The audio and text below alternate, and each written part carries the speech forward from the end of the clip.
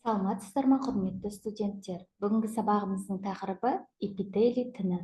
Бүгінгі сабақта гистология ілімі туралы түсініп, және де эпителий ұлпасының классификациясын қамтитын боламыз. Гистология гректің хистос ұлпа және логос деген сөздерінен шыққан. Адамның және көп жасушалы жануарлардың ұлпаларын зерттейтін ғылым. Гистологияның міндеті ұлпа эволюциясын анықтау.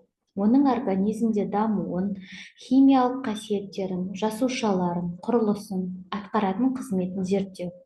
Жеке ғылым саласы ретінде гистология 19 ғасырлардың басында микроскоппен зерттеудің дамуына байланысты қалыптасты. Гистология терминін алғаш рет ғылымға енгізген неміс ғалымы Майер.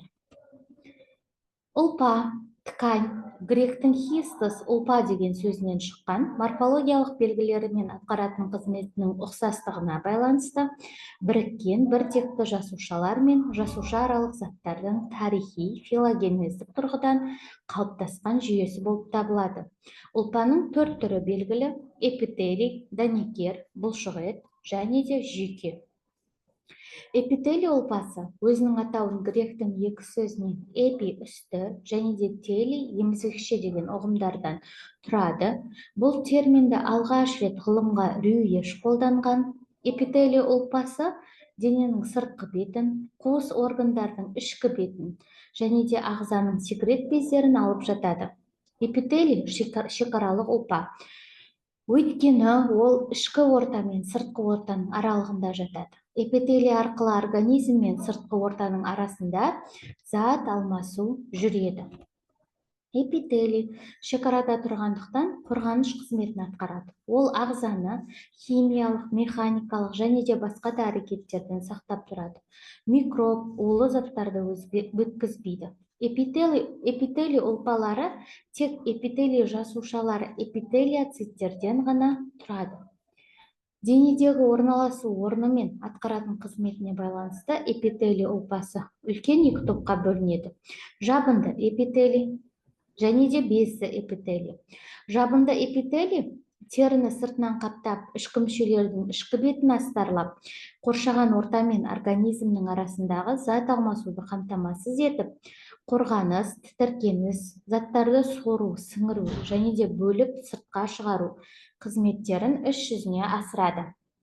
Ал безді эпителий организмдегі бездердің бөлінділерді бөлетін жұмысшы бөлігі без паренхимасын түзіп, денедегі зат алмасу процесіне қажет секреттерді бөліп шығарады. Эпителий адамдар мен омыртқалылардың денесінің беті мен дене қуысының ішкі қуысын, органдарының беттерін қаптап жатады да, және де дене бездерінің құрамына кіреді. Тері эпителийі организм басқа ұлпаларының бетін қаптап, оларды сыртқы орта әсерінен қорғап тұрады. Ішек эпителийі ас қорыту және секрет бөлу қызметін атқарады, астың сорылуын қамтамасыз етеді.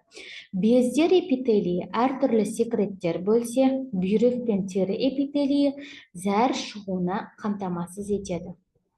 Сондай-ақ, өкпе және тері эпителийлері тыныс алу қызметін атқарады. Эпителий ұлпасы басқа ұлпалардан мына 3 белгісімен ерекшеленеді. Эпителий ұлпасы жаппай пластикалық қабат түзетін тек қана эпителий торшаларынан тұрады. Оларда торшадан басқа торша аралық зат болмайды. Эпителий ұлпасы шектес ұлпа организмнің ішкі ортасын сыртқы ортадан бөліп тұрады.